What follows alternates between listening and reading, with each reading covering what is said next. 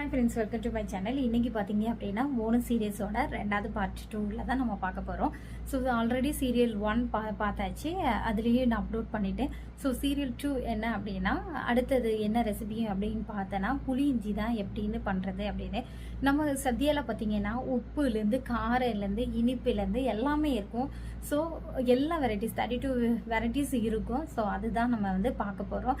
So கேரளாவில் மட்டும்தான் சத்யா, அதாவது ஓணம் இல்லை, எங்கள் நாகர்கோவில் பார்டர்லேருந்தே என்ன தான் ஓணம் வந்து ஸ்டார்ட் ஆகும்.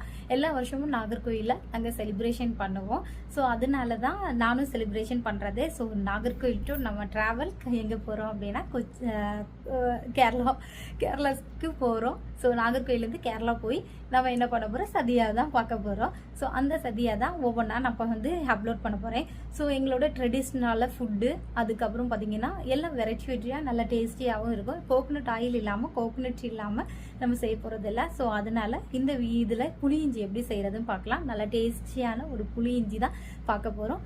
வாங்க வீடியோக்குள்ள. இஞ்சியை வந்து ஸ்லைஸாக வெட்டி வைக்கணும். நான் என்ன பண்ணேன், நல்லா திருவிட்டேன்.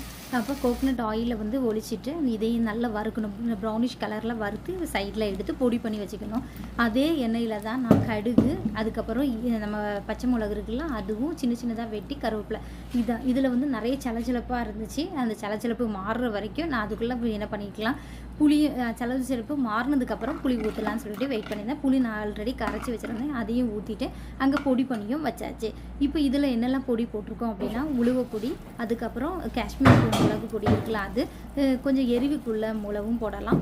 அதுக்கப்புறம் மஞ்சத்தூள், உப்பு, இவ்வளோ தான் போட்டு நான் என்ன பண்ணியிருக்கேன்னா கொஞ்சம் ஜாகிரியும் போட்டு கொதிக்க விட்டாச்சு. நம்ம இடித்து வச்சுருந்தா அதையும் போட்டாச்சு. ஃபைனலாக பார்த்திங்கன்னா புளி இஞ்சி ரெடி ஆகிட்டு சர்வ் பண்ணி சாப்பிடுங்க. சூப்பர் டேஸ்ட்டாக இருக்கும். இதேமாரி வேறு வேறு சீரியஸோடு பார்க்கலாம். பாய் பாய்.